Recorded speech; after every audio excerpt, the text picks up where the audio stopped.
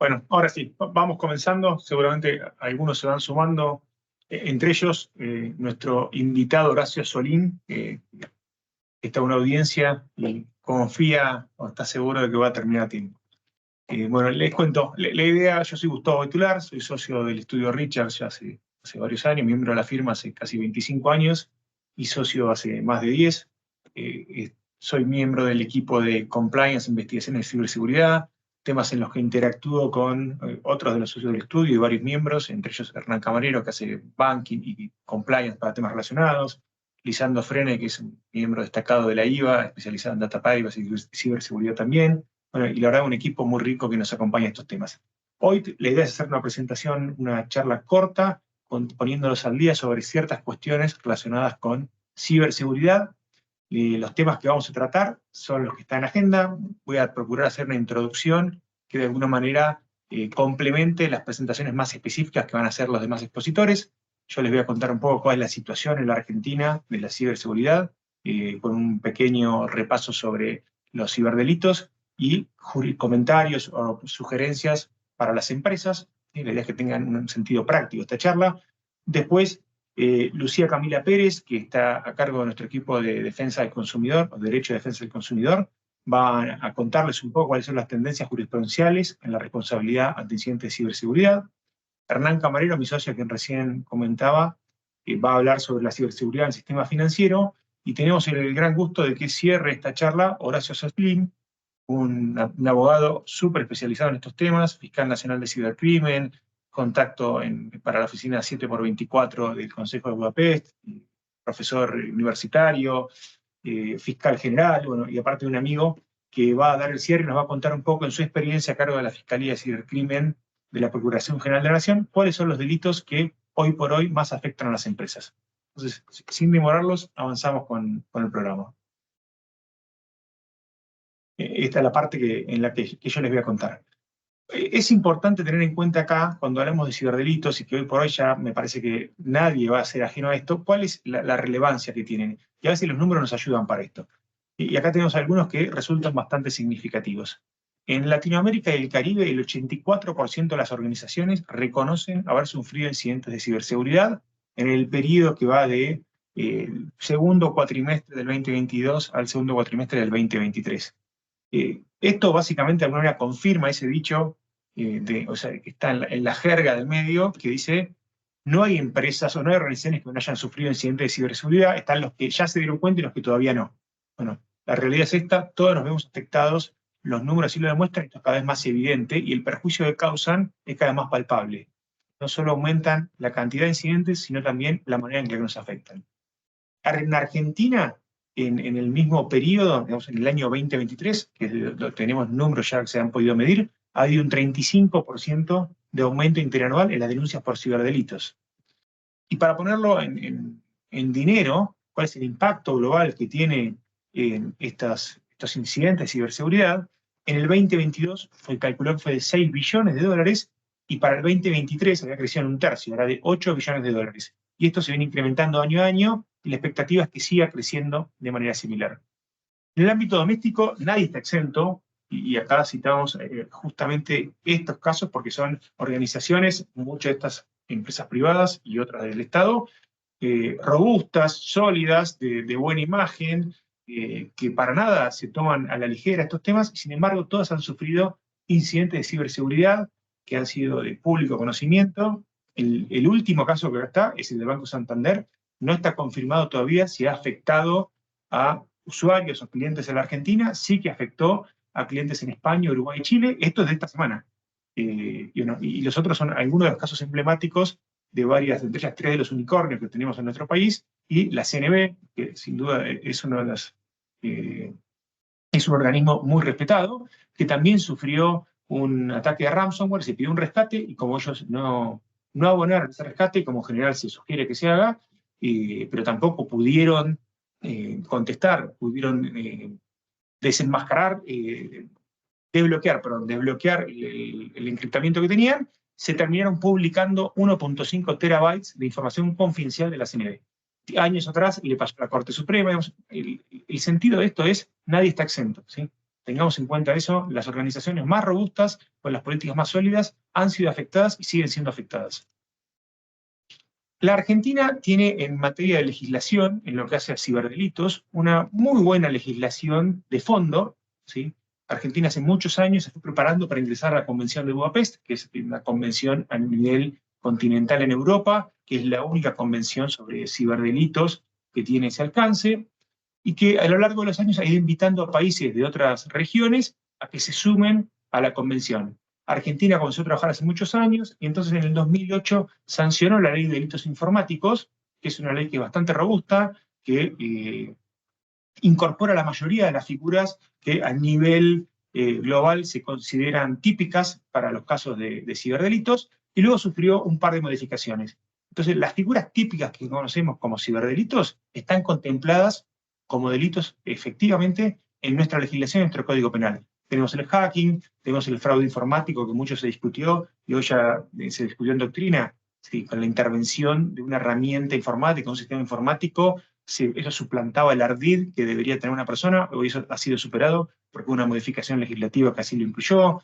Todos los delitos relacionados con base de datos, la revelación de secretos, la violación de comunicaciones en sus distintas formas, interceptación, denegación de servicio, captación, y dos figuras que se incorporaron con posterioridad, que son el grooming, lo que lamentablemente es muy común, que es el acoso online a menores, esa fue una ley posterior, y dentro de lo que es la representación de material sexual de menores, se modificó el código agregando la mera tenencia de este material también como un delito.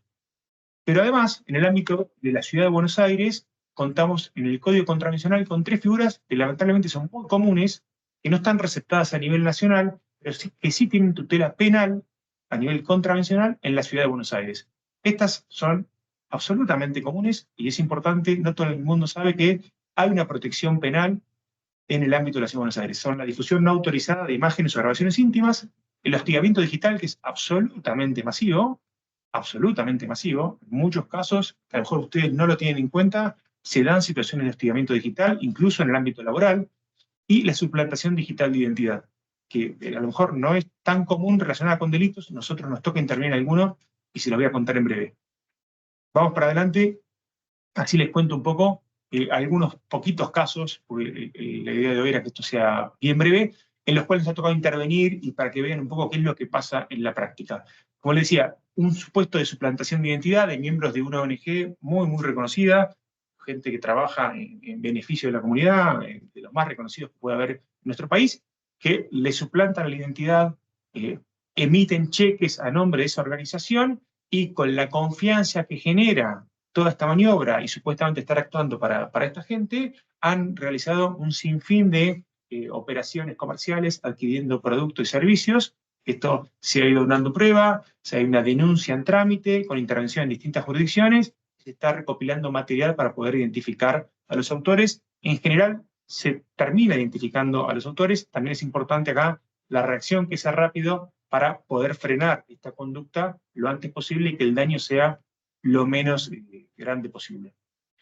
Después hay un reclamo al proveedor de servicio de Internet, una empresa que fue hackeada e inicia una demanda contra su proveedor de servicio de Internet porque entiende que debía garantizarle un estándar absoluto de seguridad, y ahí nosotros estamos trabajando con la demandada, que tenía una contratación básica, con un servicio bastante básico de provisión, que había alguna obligación mínima de seguridad respecto del servicio que prestaban, pero no del uso que le daba el actor. Y además hay después temas de prueba que es importante entender de qué estamos hablando y cómo manejarlo, que es presentar una prueba que fue nulificada rápidamente, con lo cual es una demanda que se va encaminando para un buen final, un buen desenlace para nuestro cliente. Pero más allá de eso, lo más interesante de esto es demostrar cómo empiezan a aparecer otras situaciones que tienen relevancia jurídica y relevancia patrimonial, en este caso entre los proveedores de un servicio y la empresa que lo utiliza y termina sufriendo un delito. Una empresa muy común, seguramente Horacio nos va a contar esto, hoy por hoy lo que más sufren las empresas es el ransomware. En el ransomware es muy común que tenga mucho que ver con un mal uso de los usuarios que tienen las organizaciones. Entonces, dentro de lo que es la prevención, la capacitación es absolutamente importante, en el cual le bloquearon todas las comunicaciones y por una decisión corporativa, se decidió pagar. Esto tenía que ver con un intento de cobrar una deuda que tenía un miembro de esa organización.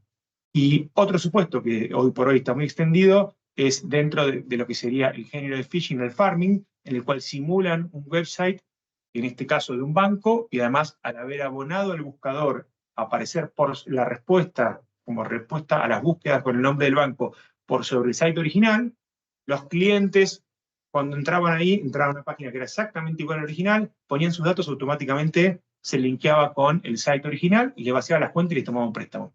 Ahí no solo hubo que evaluar la responsabilidad frente a los clientes, se tomaron decisiones corporativas de modificar los sistemas de seguridad, las políticas, pero también la tecnología que utilizaban, y evaluar también la eventual responsabilidad del buscador que permitía una maniobra tan burda de un banco de absoluto renombre.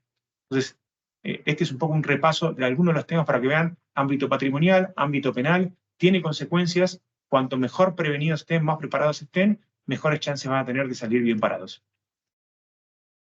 Para ir ya acercándome al cierre de esta pequeña presentación, entonces, ustedes, abogados internos de empresa o abogado externo que colabora con una empresa, ¿qué es lo mejor que pueden hacer? Es ayudarlos a asumir conciencia de que tienen que estar preparados, porque si no les pasó hasta ahora, o si les pasó y no fue grave, es muy probable que en algún momento tengan un incidente que los afecte en mayor medida.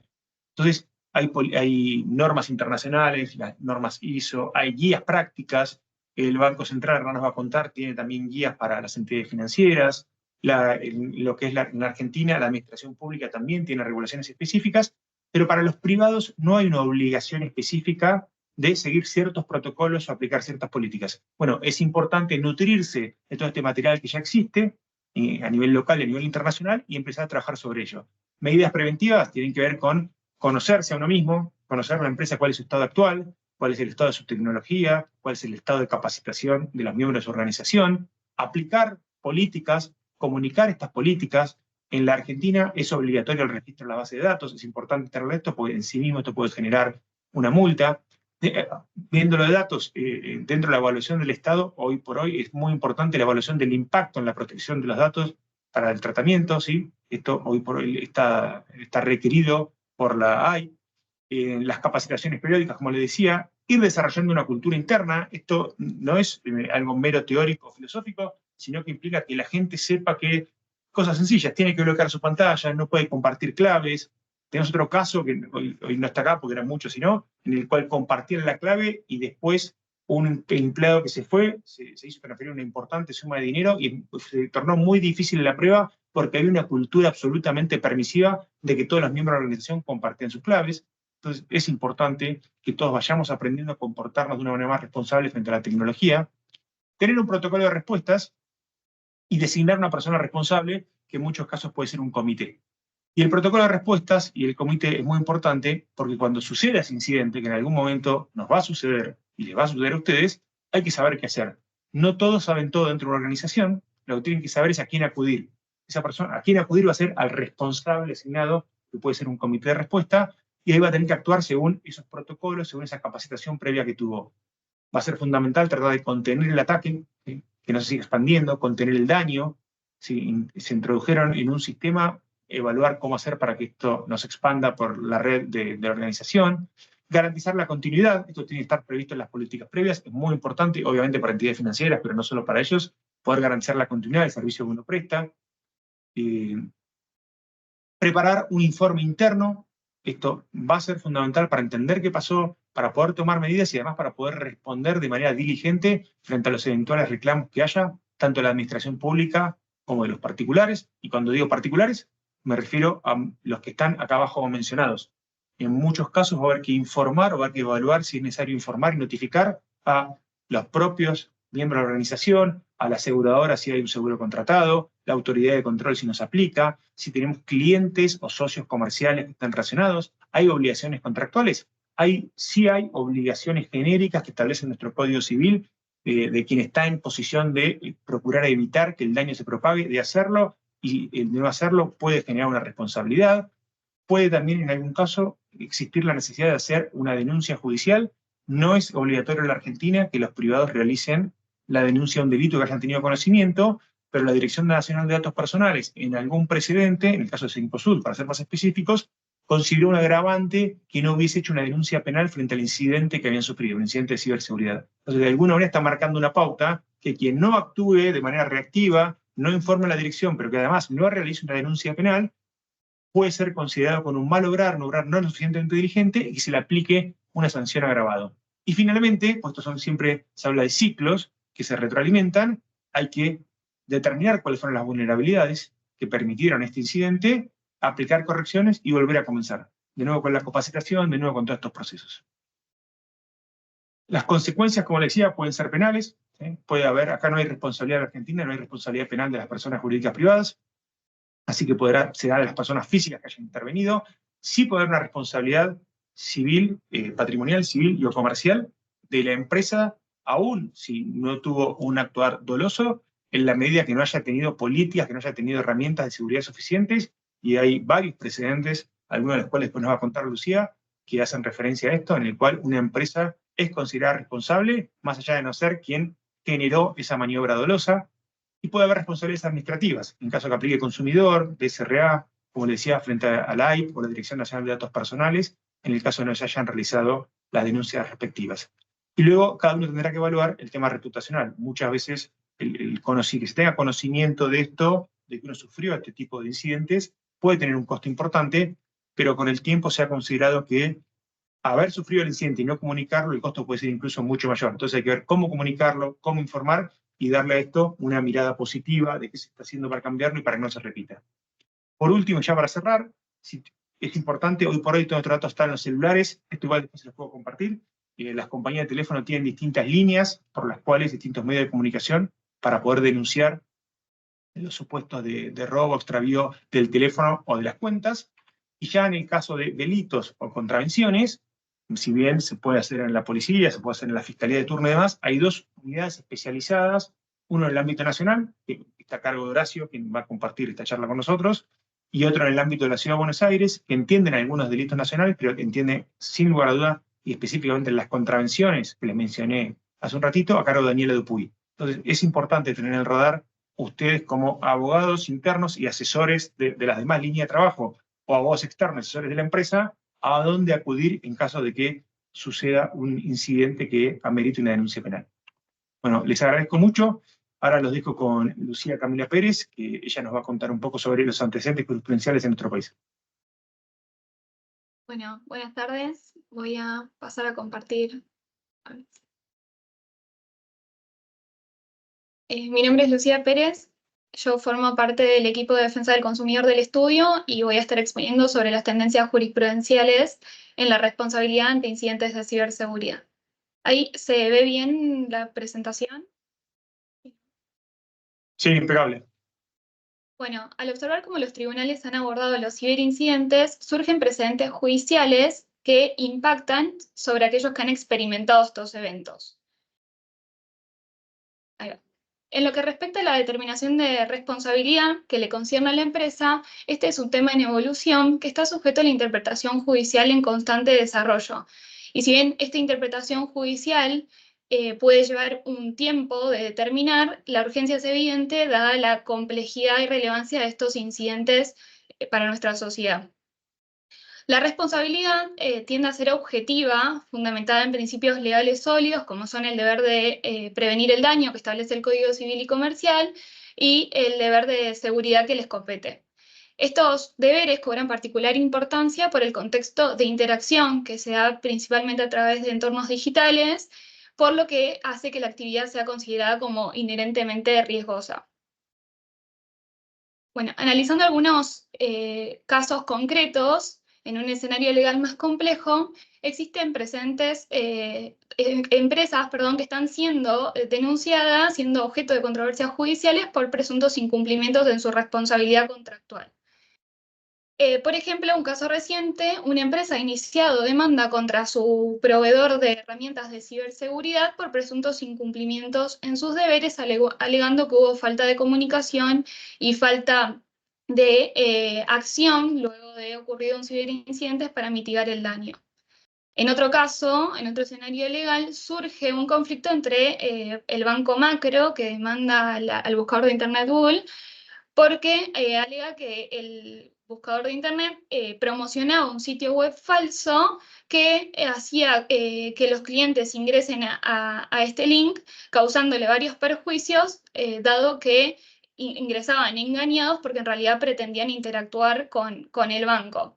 En ese caso que llega a la Cámara, en esta instancia, si bien la Cámara manifiesta que necesita evidencia concreta del daño reputacional antes de intervenir, esto muestra la necesidad de que las empresas monitoreen de cerca su presencia en la web, su presencia digital, para tomar medidas legales oportunas ante la evidencia de sitios semejantes a los suyos y de esta forma proteger mejor tanto a sus clientes como para salvaguardar su reputación y sus intereses comerciales. La jurisprudencia en general tiende a considerar responsables a las empresas por los daños causados por las fallas en sus sistemas, a menos que demuestren que han tomado las precauciones necesarias para evitarlos, demostrando así un alto estándar de seguridad. Ahora bien, pasando a lo que es el ámbito, al ámbito de defensa del consumidor, la jurisprudencia aquí muestra una clara tendencia hacia la determinación de responsabilidad objetiva fundamentada en un enfoque protector. Igualmente en este tipo de casos se destaca que las plataformas digitales,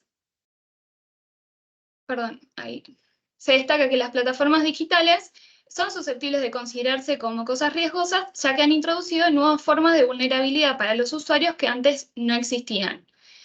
Sobre esto los jueces consideran mayormente en que, como los riesgos son introducidos unilateralmente por los proveedores, justifican que la responsabilidad recaiga sobre quien creó el riesgo.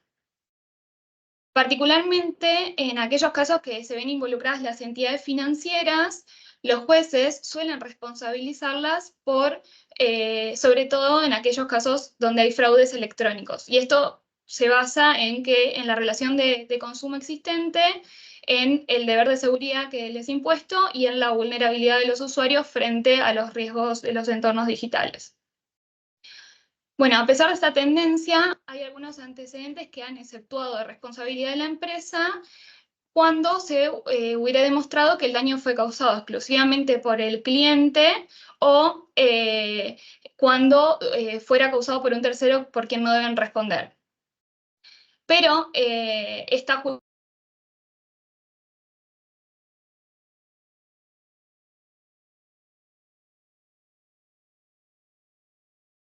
Me parece, se cortó ahí, Lucía.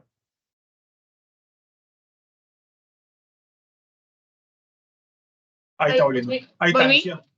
Ahí volviste. Si no me conecto del cable. Está perfecto, ahí estás. Dale, todo tuyo. Perdón. Sí, va perfecto. Bueno, en un caso entonces estaba comentando que contra el banco Credit Corp, donde se demostró la diligencia de la entidad que la llevó a obtener un resultado positivo, fue porque había implementado un sistema de seguridad que la efectividad del sistema fue probada en un primer intento, quedó demostrado. Entonces, en ese caso, podía responsabilizar en ese caso a la entidad, dado que había cumplido con su deber de seguridad y además había informado adecuadamente a los usuarios sobre cómo utilizar los sistemas. En otro fallo, contra el Banco de Santa Fe, se han concluido que las entidades tienen que aportar los elementos de prueba que obren en su poder y prestar colaboración necesaria para la resolución de este tipo de conflictos. Por lo tanto, es conveniente que demuestren que han implementado medidas de seguridad proactivas para proteger los datos sensibles que les fueron suministrados y la confianza de los clientes. Algunas medidas que podrían implementar podrían ser, por ejemplo, la comunicación inmediata con el cliente al advertir que hubo una actividad inusual en su cuenta, la activación de un segundo factor de autentificación, la realización de un llamado al advertir algún acceso con un IP o un dispositivo diferente, no habitual. También en un fallo contra Mercado Libre se ha planteado que una medida preventiva eficaz podría ser que las entidades utilicen la inteligencia artificial para realizar un análisis del comportamiento de los usuarios y enviar confirmaciones a sus dispositivos móviles luego de cada operación. Pero lo importante en este fallo es en cuanto a que se refirió que el deber de advertencia y de información que les compete a los proveedores no desplaza el deber de seguridad, porque este es un derecho constitucional operativo que implica un deber de resultado para estos, por lo tanto tienen que resguardar la información que les fue entregada como guardianes y custodios de esta. En consecuencia, dado que los hackers evolucionan constantemente, encontrando nuevas formas de infiltrarse en los sistemas, es crucial que adopten medidas de seguridad que avancen y se actualicen a ese mismo ritmo. Esto porque las medidas que pudieran implementar hoy podrían no ser suficientes en un futuro próximo, dada que se consideran razonables y adecuadas en el momento de su implementación. En relación con esto, existen precedentes judiciales de condenas contra empresas por no haber implementado medidas de seguridad adecuadas o por haber resultado insuficientes, y en esos casos debieran pagar importantes sumas en concepto de daños punitivos por considerarse que estas empresas habían actuado con negligencia o menosprecio hacia los clientes, usuarios. En un caso de ejemplo, Telecom fue condenada a pagar daños punitivos porque no había validado la identidad de un cliente. En ese fallo lo que indicaron es que la empresa merecía una pena ejemplar porque la finalidad del instituto del año punitivo es que la pena sea significativa, de lo contrario podrían hacer una relación de costo-beneficio y así omitir implementar medidas adecuadas por quizás resultar más costosas de implementar. Igualmente hay que decir que este tipo de condenas van más allá de lo financiero, sino que afectan gravemente a la imagen de la marca o de la empresa. Bueno, para concluir, es importante destacar que la determinación de responsabilidad objetiva es un tema en evolución, como habíamos comentado, y no se limita únicamente ya a sectores financieros o proveedores de servicios de Internet, sino que va abarcando un número cada vez más amplio de empresas, porque esto muestra la tendencia hacia la judicialización de los temas de ciberseguridad. Y además, en los casos que hemos examinado, no se analiza solamente por qué corresponde la responsabilidad de la empresa, sino que el análisis jurídico también va en si tomaron medidas preventivas para evitar que ocurra el incidente y si cumplieron con su deber de seguridad. Para mitigar estos riesgos, lo que se recomienda es que se revisen y actualicen los contratos comerciales, pudiendo incorporar cláusulas sobre la determinación de responsabilidad en casos de ciberincidentes, también procedimientos a seguir en caso de que esto suceda, que esos procedimientos podrían ser desde la comunicación inmediata al advertir, digamos, que hubo una violación a su sistema de seguridad, como hasta la determinación de planes de prevención y de acción para estos casos. Otra recomendación podría ser la realización de auditorías internas luego de implementado las medidas de seguridad en cada compañía para validar la eficacia o la efectividad de estas medidas implementadas. Y de esta manera las empresas pueden protegerse mejor contra posibles repercusiones legales ante situaciones de incidentes de ciberseguridad. Gracias. Lucía, muchísimas gracias. Muy bueno. Vamos a hacer así. Ahora vamos a pasar a Hernán Camarero, que nos va a contar un poco sobre las regulaciones del Banco Central en la Argentina. Y si hay preguntas, las pueden ir dejando en el chat y las compartimos al final, ¿sí? Después de Hernán vamos a pasar a Horacio y, como le decía, las preguntas que haya las comentamos al final. Hernán, todo tuyo. Gracias. Bueno, muchas gracias, Gustavo y Lucía. Enseguida voy a proyectar la presentación.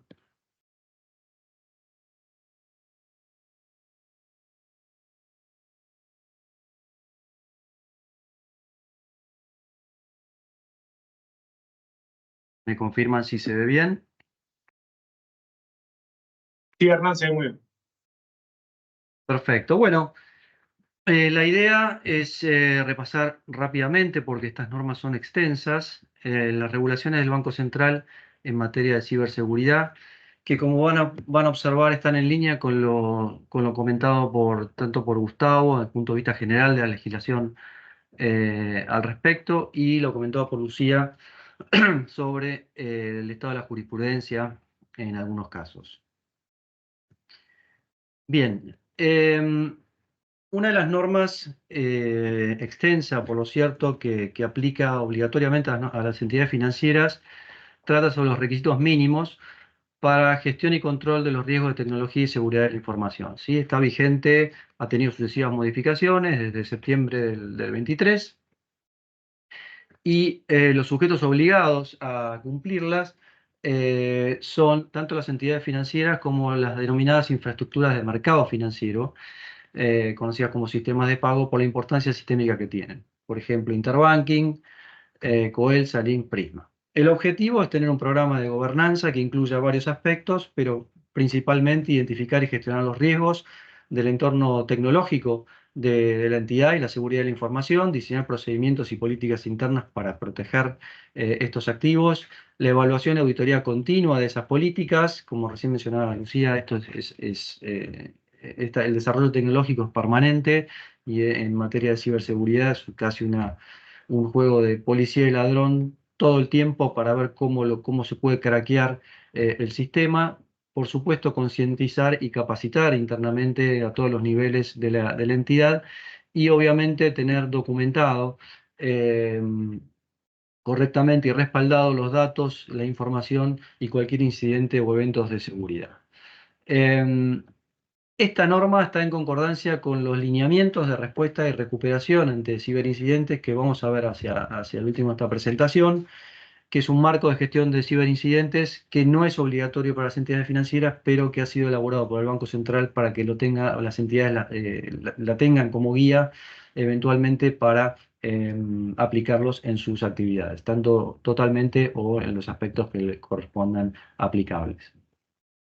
Entonces, las políticas de gestión de ciberincidentes tienen que definir los participantes para este tipo de eventos, sus alcances, roles, responsabilidades, los objetivos y prioridades de la respuesta, de acuerdo al riesgo que asume la entidad y a la continuidad del negocio.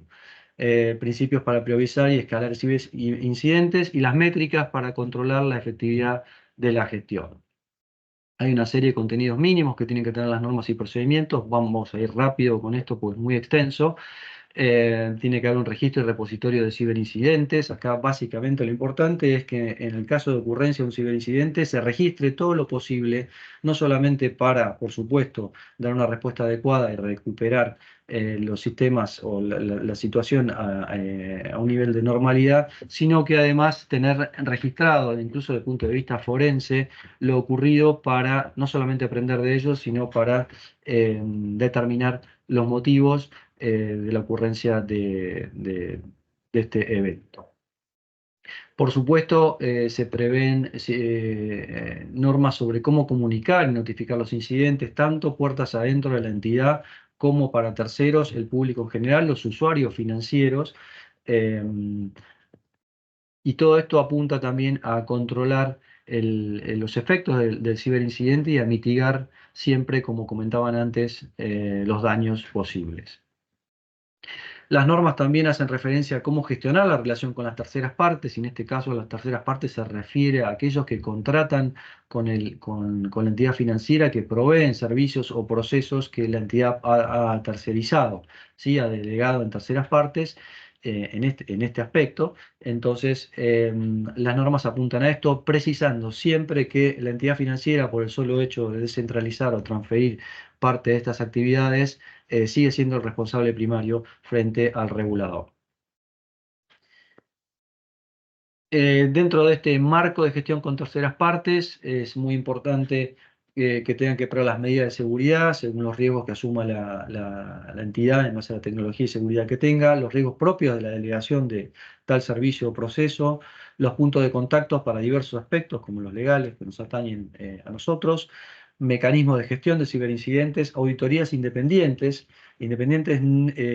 no del proveedor, sino de la entidad sí, para que pueda auditar a la entidad, y en cuanto al proveedor, también independiente del proveedor, para poder evaluar objetivamente las actividades tercerizadas y cómo están alineados sus procesos con los de la entidad. Y todo esto tiene que estar formalizado, no solamente en los procedimientos internos, sino en los contratos que se suscriban con los terceros proveedores, cuestión que suele ser un foco de tensiones y fricciones por la obligatoriedad de la normativa para las entidades financieras. Bueno, también se tiene que controlar y monitorear cómo van evolucionando estos servicios y procesos tercerizados en terceras partes, valga la redundancia.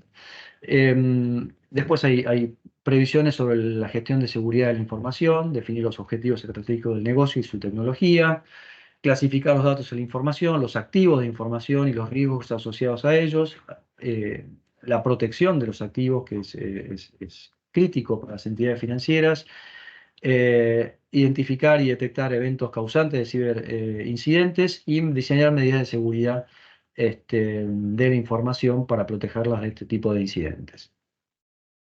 Bueno, hay algunos aspectos sobre la estrategia de la seguridad de la información, esto no lo vamos a ver en detalle, también se precisan qué normas y procedimientos mínimamente se deben adoptar e implementar. Por supuesto, tiene que haber programas de capacitación interna y no solamente a los terceros con los que contrate, sino también a los usuarios de servicios financieros, en definitiva a los clientes de la entidad. Y un monitoreo constante y permanente de la actividad con los clientes también para detectar posibles anomalías y prevenir algún ataque cibernético. También se tiene que gestionar la continuidad del negocio, esto es crítico, ante eventos disruptivos. La idea es que en la medida de lo posible la actividad de la entidad continúe, siempre resguardando la información y los datos, manteniendo la confidencialidad y su integridad. Hay una previsión respecto a qué contenidos mínimos tienen que tener los planes de continuidad del negocio, no vamos a detenernos en eso. Y esta norma que acabamos de revisar y comentar rápidamente viene también a complementarse con unos requisitos mínimos también, pero asociados a aquellos servicios financieros digitales. Se aplican las normas anteriores, pero acá hay previsiones particulares. Esta norma tiene vigencia desde el año pasado, hacia el fin del año pasado, noviembre del 23. Define que es un servicio financiero digital, que en definitiva son las típicas actividades financieras o bancarias, pero que se canalizan por medios digitales. ¿Quiénes están obligados por esta norma? Entidades financieras y además los proveedores de servicios de pagos, que tienen que implementar adecuada gestión de la tecnología y seguridad de la información, infraestructura tecnológica y procesamiento, desarrollo, adquisición y mantenimiento del software y la relación con las terceras partes. Esto siempre es recurrente porque, como saben, muchos servicios no los prestan internamente las entidades financieras, sino que se contratan a terceros. Entonces, la idea acá es que tengan implementada una gestión de riesgos y medidas de protección y detección de las soluciones que se implementen y de la actividad transaccional permanentemente durante todo su ciclo de vida para asegurar la integridad de la información, su disponibilidad y la confidencialidad. Cualquier contratación de este tipo de servicios se tiene que notificar a la Gerencia de Auditoría Externa de Sistemas del Banco Central con cierta antelación prevista en la norma.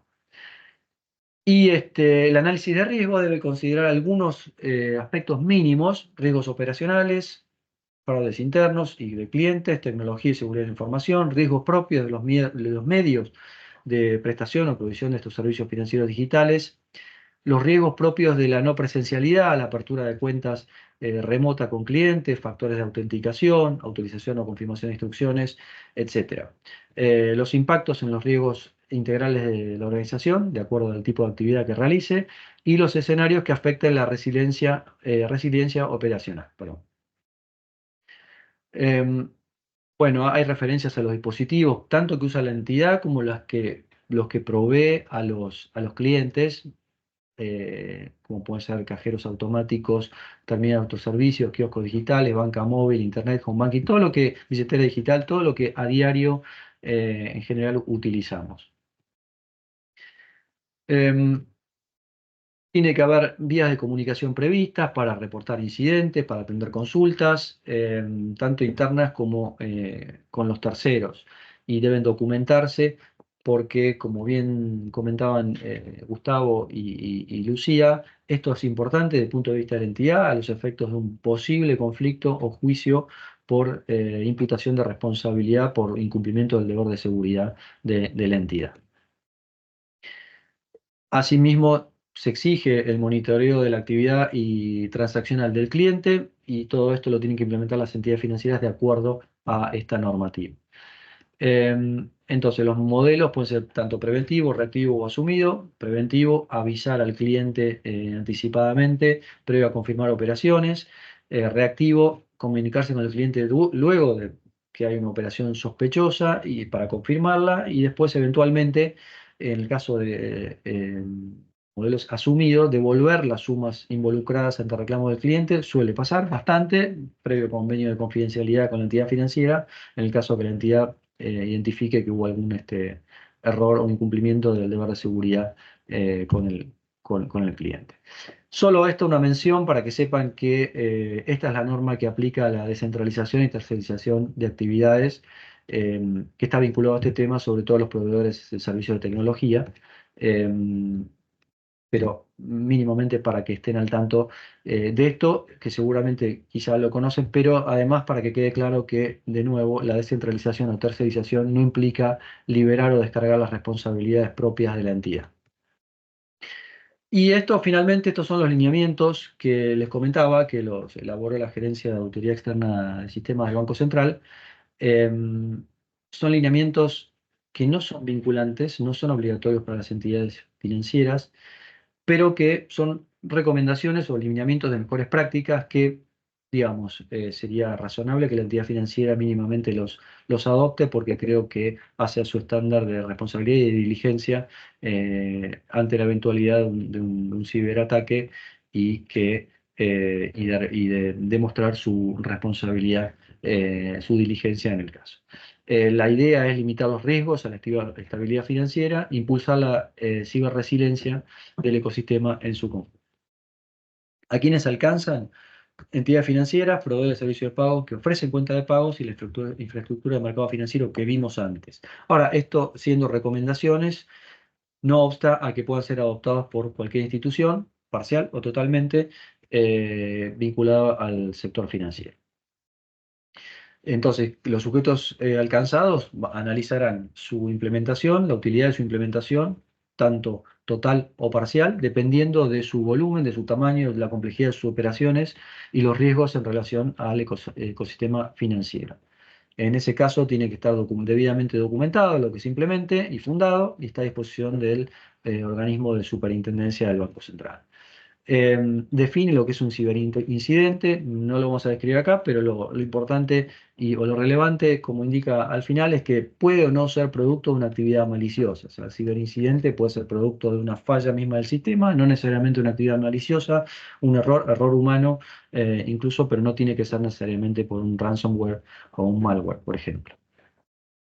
Los lineamientos de la normativa son estos acá descritos. Me gusta más este gráfico, porque cada alineamiento tiene una función primordial dependiendo del momento de ocurrencia del ciberincidente, o sea, antes, durante y después.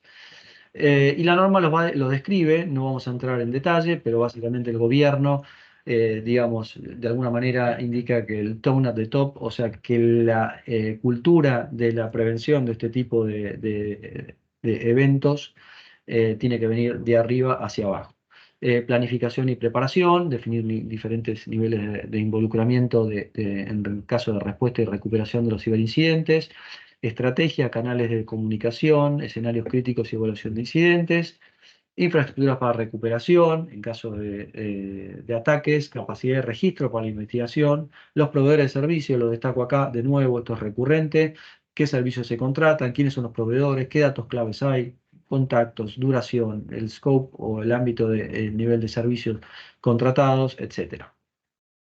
Y obviamente también monitorear los ciberincidentes, no de la entidad, sino los que puedan tener los proveedores, atento a la intercomunicación lógica que hay con ellos. Después, uno de otros lineamientos es el análisis de los ciberincidentes, taxonomía, como dice acá, la investigación forense, muy importante a los efectos judiciales, y tratar de asegurar la integridad de los datos, es decir, la no manipulación, la imposibilidad de manipularlos o modificarlos.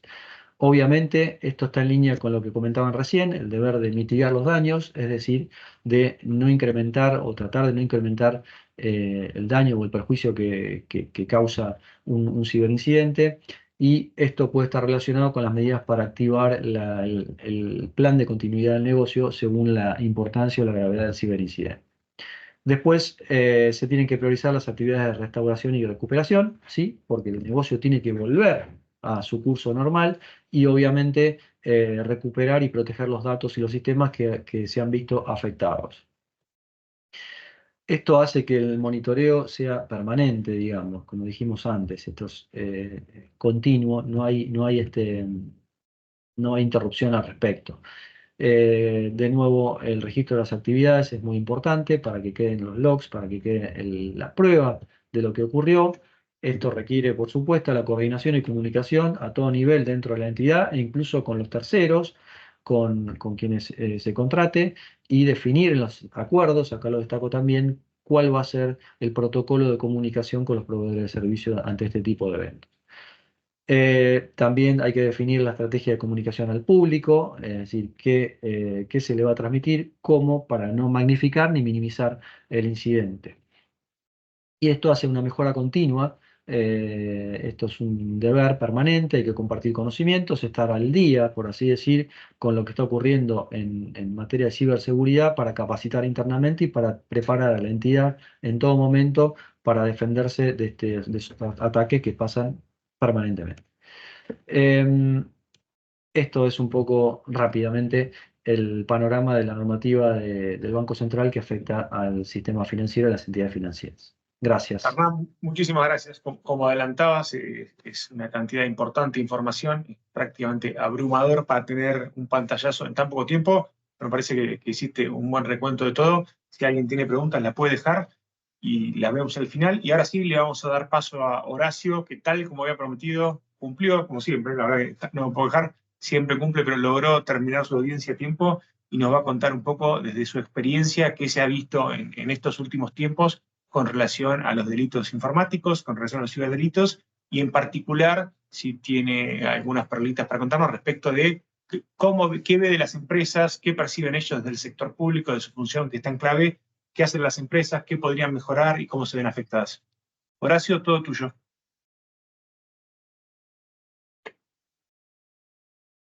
Sufrió un ciberataque. A ver, hasta recién estaba.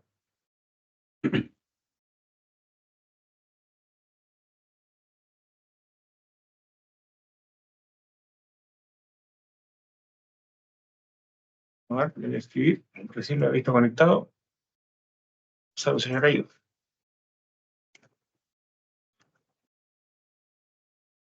Entonces, hagamos una cosa. Yo me había anotado un par de preguntas mientras vemos qué pasó con Horacio, que estaba recién acá conectado. Para Lucía, yo pensaba, dentro de todo el recuento que hiciste, hablaste en algún momento, Lucía, de la aplicación de sanciones y la aplicación de condenas en algunos casos, y que la ley de defensa del consumidor prevé la aplicación de daños punitivos. En Argentina, ¿tenemos conocimiento de casos que sean como esos que a veces vemos tan rimbombantes en Europa o en Estados Unidos, de multimillonarias y demás? Y si no fuese así, ¿vos considerás que igual es relevante la aplicación de daño punitivo por una empresa?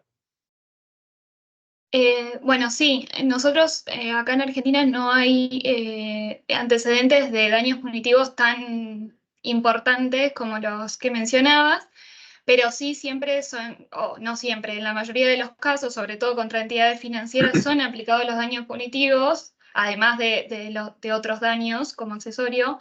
Y estos cada vez van aumentando, digamos, el monto cada vez más, es más importante, más significativo. De hecho, la última actualización surge de las publicaciones del INDEC, que establecen cuánto van a ser el monto de los daños punitivos, y en estas se establece que pueden ir desde 330.000 pesos a 1.500 millones. bueno, esto va a quedar a criterio del juez teniendo en cuenta cada caso concreto, ¿no? Porque ahí el daño punitivo no es que siempre aplica, sino que tiene que haber una grave afección al cliente, a la persona, o sea, tiene que ser menospreciado y nada, que sea algo que lo haya afectado gravemente como para que aplique y que aplique en un monto tan importante. Muchas gracias, Lucía. Bueno, ahí volvió Horacio, no sé si era por todas las cosas que estás diciendo vos que te bajaste o sufriste un ciberataque, como decía, pero que bueno estés con nosotros, te agradezco mucho. Y si podés contarnos un poco de todo lo que sabés y todo lo que hacen ustedes sobre especialmente de los últimos tiempos, qué se ha visto, qué les llega, qué es lo que está en boga respecto de ciberataques y ciberdelitos, y en particular tu visión respecto de cómo afecta o qué ven ustedes de cómo se ven involucradas las empresas, si están bien preparadas, si saben cómo reaccionar, si podrían mejorar, hoy por hoy, cuál de los típicos ciberdelitos los están afectando más. Bueno, esto que siempre contás con de manera tan locuaz. Todo tuyo. Estás muteado. Muchas gracias. Muchos inconvenientes técnicos. No uso Teams muy seguido. Encima me deslogueo y saliendo de una audiencia entrando a otra. Bueno, hoy no es el día de las videollamadas. Bueno, muchas gracias por la invitación. Hasta que me sacó, estuve escuchando atentamente las presentaciones anteriores, súper interesante todo lo que contaban. Yo no estaba siguiendo tanto los fallos que mencionaba Camila, así que estuvieron súper buenos. A ver, nosotros rápidamente yo estoy a cargo de una unidad fiscal de cibercrimen que está instalada en el Ministerio Público Federal. Es decir que, si bien trabajamos en Buenos Aires, tenemos jurisdicción en todo el país para todo lo que son, en principio, delitos federales y aquellos delitos en la Ciudad de Buenos Aires que no están transferidos a la Ciudad Autónoma de Buenos Aires. Con lo cual, la mayoría de los casos de ataques informáticos a las infraestructuras estatales o a lo que podemos denominar como infraestructuras críticas, solemos estar también involucrados, y en lo que es en el ámbito de la Ciudad de Buenos Aires también, en algunos casos que tienen que ver con ataques al sector privado en la medida en que puedan considerarse parte de infraestructuras críticas, y alguna otra cosa que esté relacionada con los fraudes. Entonces, por ejemplo, usualmente a lo que más nos dedicamos, lo que más nos denuncia o lo que más intervenimos, tiene que ver con aquellos ataques a las infraestructuras estatales, que si revisan un poco los diarios, habrán visto que en los últimos meses hubo bastante, y en todos de alguna u otra forma estamos involucrados. Pero también hemos trabajado mucho con el sector privado, no solamente la banca, sino las empresas en general, en lo que tiene que ver con ataques de ransomware, en algunos casos con filtración de datos y perjuicios a los clientes, en casos de fraude del SEO, de Business Email Compromise, también hemos trabajado. Eso es lo que más o menos vemos. Desde luego, los casos han crecido desde 2020 hasta ahora, fundamentalmente por la mayor presencia digital, no solamente del Estado, sino de los ciudadanos y de las empresas también. Y si bien tal vez en el sector privado uno vea como una presencia previa en Internet, y eso es bastante lógico, lo cierto es que los consumidores interactúan mucho más con las empresas a través de Internet, y el Estado, por más que sabemos que hay páginas y un montón de cosas más, diseñó toda una serie de sistema o de mecanismo para que el ciudadano haga un montón de trámites vía Internet. Con lo cual, por supuesto, la posibilidad de ataques informáticos se ha ampliado justamente porque hay mayores oportunidades para las organizaciones criminales. Eso por un lado, y por supuesto nosotros como unidad especializada tenemos la posibilidad de tomar denuncias y de iniciar investigaciones de oficio. ¿Qué es lo que estamos haciendo usualmente? Iniciamos investigaciones de oficio en los casos en los cuales se ve involucrado el Estado y la situación toma estado público, y en algún caso también hemos iniciado investigaciones de oficio en lo que tiene que ver con empresas privadas, en la medida en que se vea afectada alguna infraestructura crítica y que el daño potencialmente aparezca excediendo a la empresa en sí misma. Esto es solamente por este mandato de tratar de trabajar con ataques informáticos estatales y con ataques informáticos a las infraestructuras críticas. Cuando el ataque informático, que tal vez tomamos conocimiento, solamente afecta a la empresa y no afecta a terceros, tal vez esperamos que hagan la denuncia y no tratamos de intervenir directamente. Más allá de eso, usualmente siempre tratamos de comunicarnos informalmente con la empresa para ver si están trabajando en la preparación de una denuncia, con quién la van a hacer. A veces nosotros no queremos iniciar investigaciones de oficio cuando la empresa ya está haciendo la denuncia, entonces les damos un canal de apertura para que la puedan hacer, y eso es un poco transmitirles esto es lo primero que les queremos transmitir, ¿no? Que nuestra intención siempre es de estar receptivos a este tipo de casos y poder tomar las denuncias de las empresas. Usualmente la comunicación es entre abogados, pero más de una vez nos han llamado del interior de la empresa, a lo mejor a áreas de tecnología, que a veces está buenísimo y a veces es complicado porque no sabemos cómo transmitirles las necesidades que tenemos en materia de información. Así que ahí siempre les recomendamos hablar con los abogados internos o con los abogados externos de la empresa para poder ir canalizando. Esa posibilidad está siempre abierta. Una de las cosas que siempre nos preguntan, especialmente en el tema de los ataques de ransomware y en algún otro tipo de ataque, es esta necesidad de la empresa que con cada vez mayor intensidad está pasando, y eso está buenísimo, de querer hacer la denuncia, pero al mismo tiempo la imposibilidad de tener toda la información como para acompañar la denuncia. Y ahí nosotros siempre les decimos lo mismo. Hagan la denuncia, cuéntenos lo que nos puedan contar de momento, y una vez que terminen la investigación interna o la investigación con las tareas de mitigación, nos traen un informe definitivo. De esa forma dejamos cubiertos los dos aspectos. Desde luego, nosotros vamos a querer tener un desarrollo o la información completa de lo que pasó, sea si es un ransomware, si saben por dónde entró, en qué partes de la empresa se extendió, cuáles fueron los servicios afectados, cuáles fueron las consecuencias, les pidieron plata, no les pidieron plata, cuál fue la forma de comunicarse.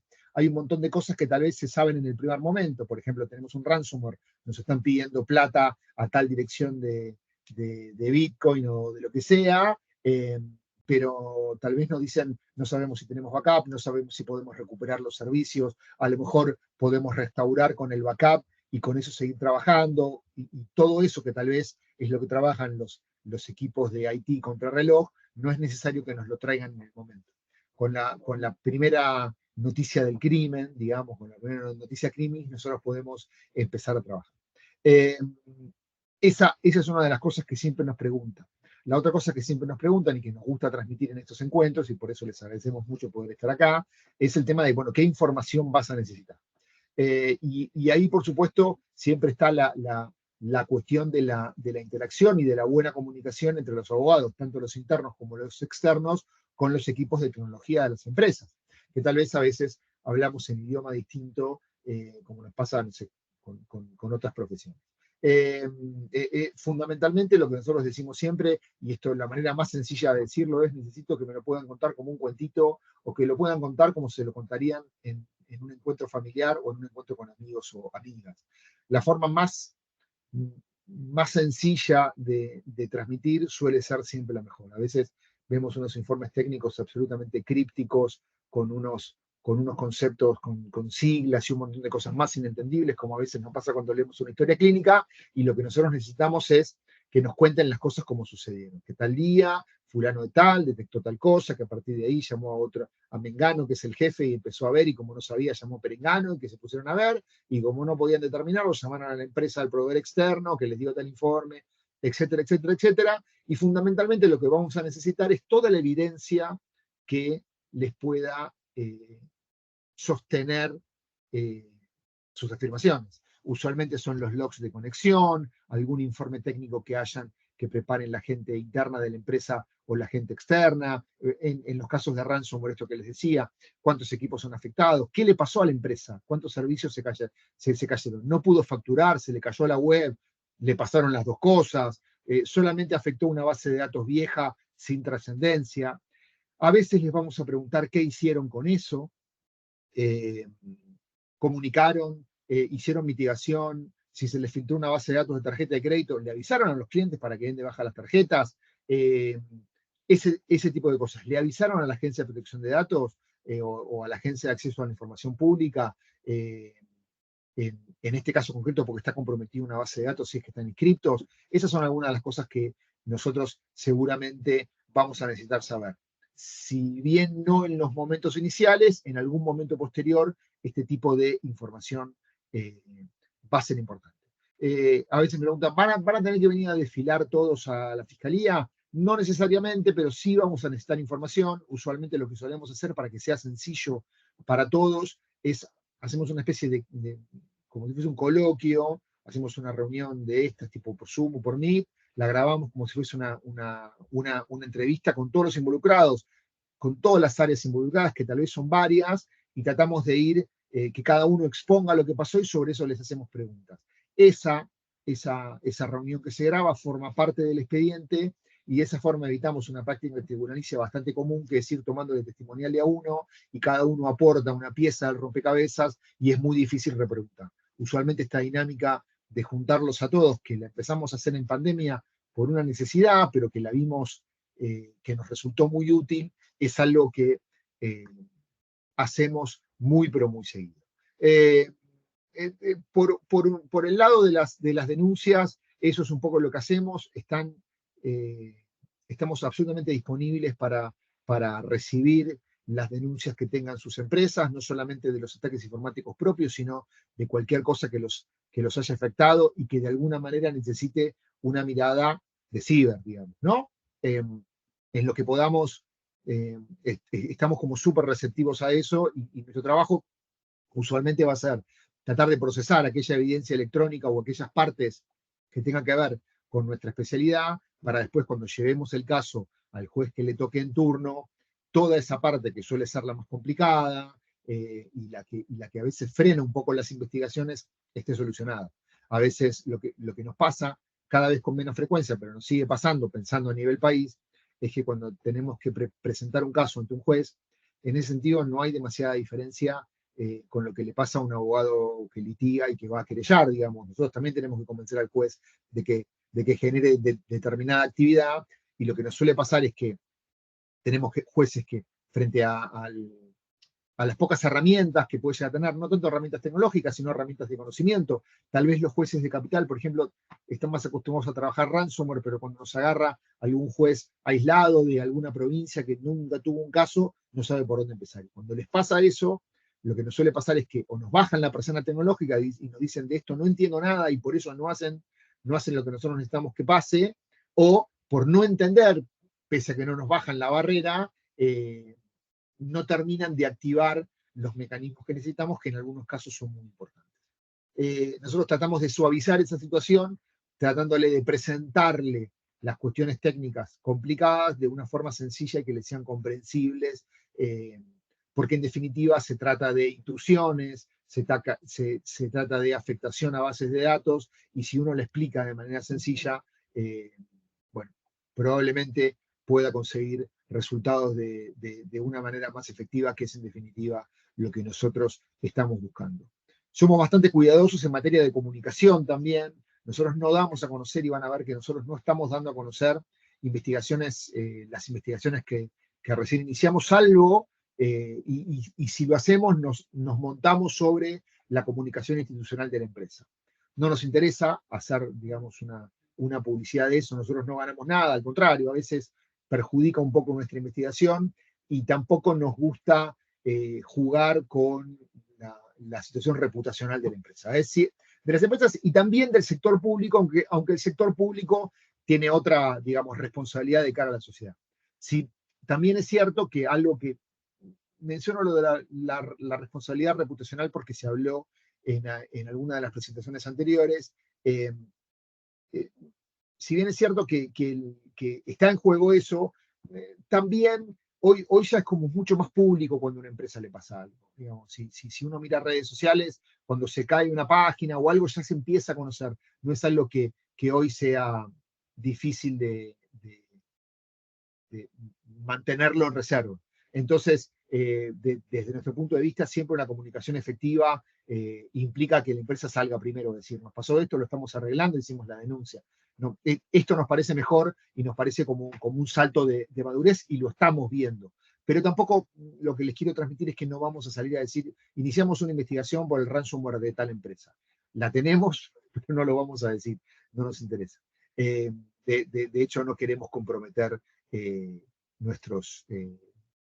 los activos de nuestra investigación. Y por último, para ir cerrando, que no se extienda demasiado, porque además veo preguntas ahí, así las podemos contestar. ¿Qué es lo que estamos viendo más? Bueno, estamos viendo mucho ransomware, por supuesto. El ransomware es algo que llegó para quedarse, que genera mucho daño, que es muy difícil de prevenir, porque las organizaciones criminales que se están dedicando a esto se están perfeccionando cada vez más y están dirigiendo los ataques de ransomware con mucha precisión al tipo de empresas que buscan. De hecho, habrán escuchado nombrar del ransomware as a service. Hay empresas que lo que hacen, hay empresas no, organizaciones criminales que funcionan como empresas, que lo que hacen es programar el ransomware que vos le pedís. Entonces, vos querés afectar a empresas que hacen X rubro, entonces vas a programar un ransomware de determinada manera que busque determinada información y además vas a preparar el ataque para que la empresa sea vulnerable. Y ese ataque a veces puede ser tan sencillo como enviar un archivo, un PDF embebido con un código que te permite tomar control de algún sistema y ahí meter el virus. Y ahí lo que vas a hacer es, bueno, buscar cuál es el punto más vulnerable de la empresa. Una empresa, una consultora de recursos humanos debe recibir toneladas de currículums diarios. Bueno, vas a embeber eso en un currículum. Siempre nos dicen, todas las empresas dicen no abran archivos adjuntos, no lea correos desconocidos, pero para mí, por ejemplo, como fiscal que recibe denuncias, me es muy difícil recibir un correo de Gustavo con un PDF donde me adjunto una denuncia y no abrirlo. De la misma forma que una persona que trabaja en recursos humanos seguramente le parezca muy difícil no abrir un email que tiene adjunto un currículum, o una persona que trabaja en contabilidad no recibir un email que le adjunta una factura. Entonces buscan ese vector de ataque. Esto se lo dejamos a la gente de seguridad informática, cómo lo va a solucionar, pero esos son algunos de los problemas principales que vemos. Y el ransomware ahora viene como recargado, porque no solamente te afecta a los servicios de la empresa y no te deja trabajar, sino que además te filtra la información y la publica y te pide plata por eso. Y ahí está todo el tema enorme de si se paga o si no se paga. Y si se paga, si eso implica financiar el lavado de dinero o el terrorismo, cómo lo justificas contablemente, si no pagas, cuáles son las consecuencias. Hay servicios privados que se dedican a negociar todo ese tipo de cosas. Yo no me voy a meter en eso. Hoy la recomendación estatal, por lo menos a los entes del Estado, es no pagar. Pero bueno, también tiene sus consecuencias. Seguido el ransomware está el ataque distribuido de negación de servicio, esta especie de piquete digital donde saturan de tus servidores para que vos no puedas trabajar. Entonces, y pasa en todos los ámbitos. Le ha pasado al Estado, le ha pasado al Teatro A, que salía a vender entradas de un recital, y el Teatro B, que salía a vender entradas del recital contrario. Se hacían ataques de ransomware, se hacían ataques de distribución de negación de servicio para que uno no pueda vender las entradas y que el otro venda. Y pasa mucho también o sea, está pasando cada vez más en el sector comercial. No lo pensemos tanto como bandas de hacker o de activistas, sino también de competidores que buscan evitar que la competencia pueda desarrollar una determinada actividad. Suelen estar asociados a momentos muy concretos, ¿no? Ventas de entradas, determinados eventos, determinadas campañas, y ahí el ataque distribuido de servicio cobra relevancia, y nuevamente esto es recontra súper fácil de contratar por alguien que más o menos tenga un poquito de experiencia y tenga un puñadito de bitcoins o de alguna otra cripto para transferir. Te metes en la deep web, buscas alguna organización que lo ofrezca, pagás, decís a dónde lo querés, cuánto lo querés, con cuánta intensidad, y listo, ya tenés tu ataque distribuido de negación de servicio comprado en línea, como si fuese un par de zapatillas. Y después, fundamentalmente, del otro lado, lo que también mencionaban, lo que afecta a las empresas, pero que en realidad tiene que ver con los consumidores, ¿no? Las páginas falsas de las empresas, eso cada vez más lo estamos viendo. El año pasado, por ejemplo, tuvimos un trabajo muy grande con con las páginas que ofrecían falsas páginas de venta de entradas, especialmente alrededor de los conciertos, de los mega conciertos que hubo en Argentina, tipo Taylor Swift, o cuando pasó con Coldplay, en cosas muy estacionales como venta de paquetes turísticos. El año pasado tuvimos algo muy fuerte con la venta de pases de esquí, y seguramente para esta temporada también tengamos algo parecido.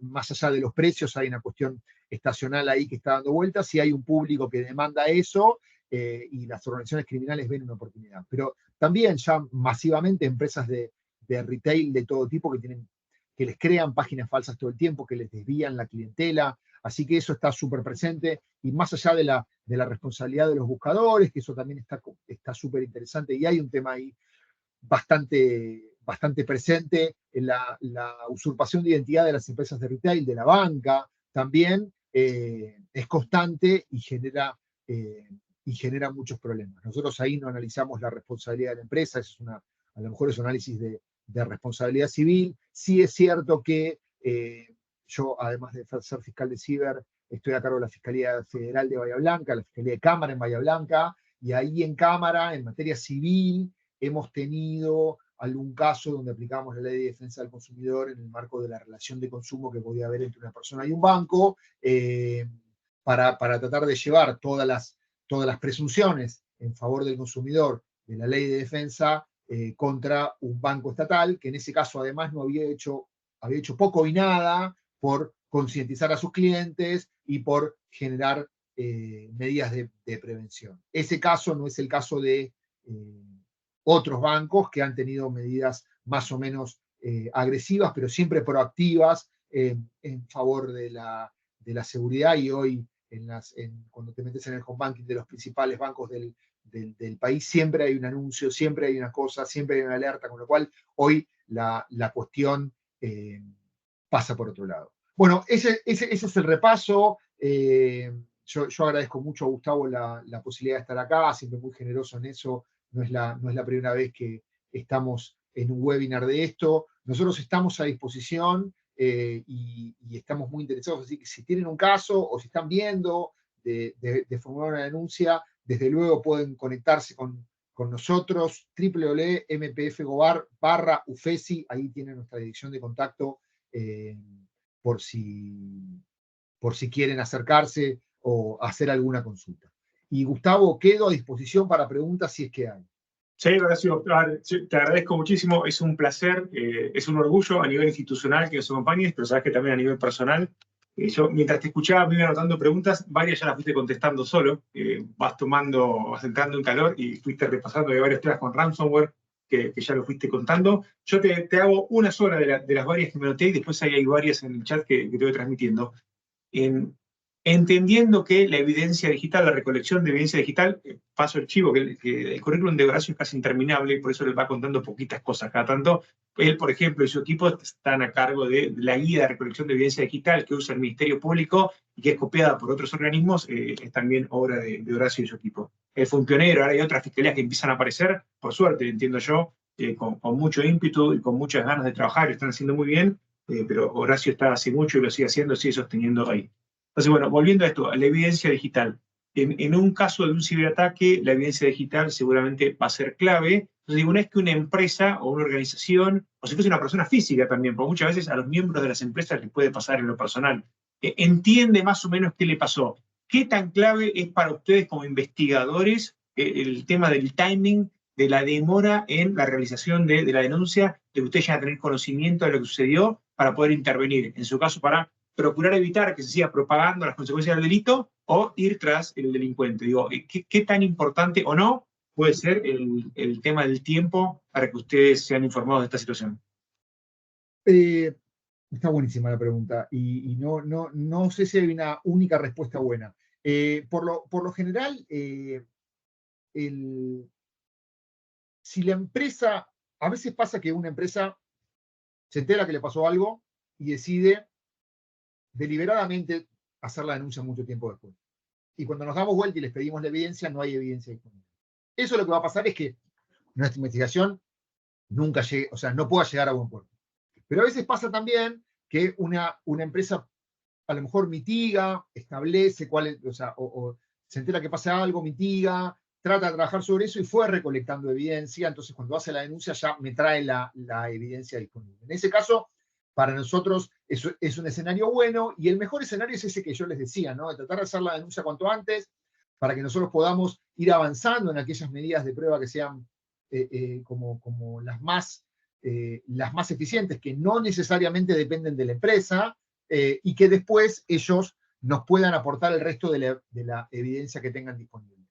Me acuerdo un caso que vos seguramente, Gustavo, te acordarás porque te estuvimos molestando, donde se había habido un ataque informático a un organismo del Estado, y la persona que accedió a la información y la filtró le había puesto disponible en un servicio de file sharing, en un servicio de nube, de una empresa cuyo nombre no voy a mencionar aquí.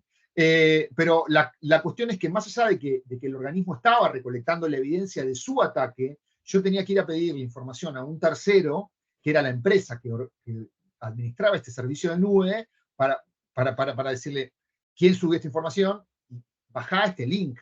Entonces, esa segunda parte tenía que ver con nosotros. Entonces, si el organismo tardaba 15 días en hacer la denuncia, ese link había estado disponible 15 días y un montón de cosas más. Así que a nosotros el mejor escenario nos parece eso. Esto también tiene que ver con la cultura de ciberseguridad que tenga cada empresa, que cada vez, por suerte, son mayores, y cada vez hay mayores embajadores, les dicen en las redes sociales, de cuestiones de seguridad. Pero bueno, en definitiva, para resumir, cuanto más rápido la empresa haga la denuncia, a nosotros nos permite avanzar en la parte que no depende de la empresa.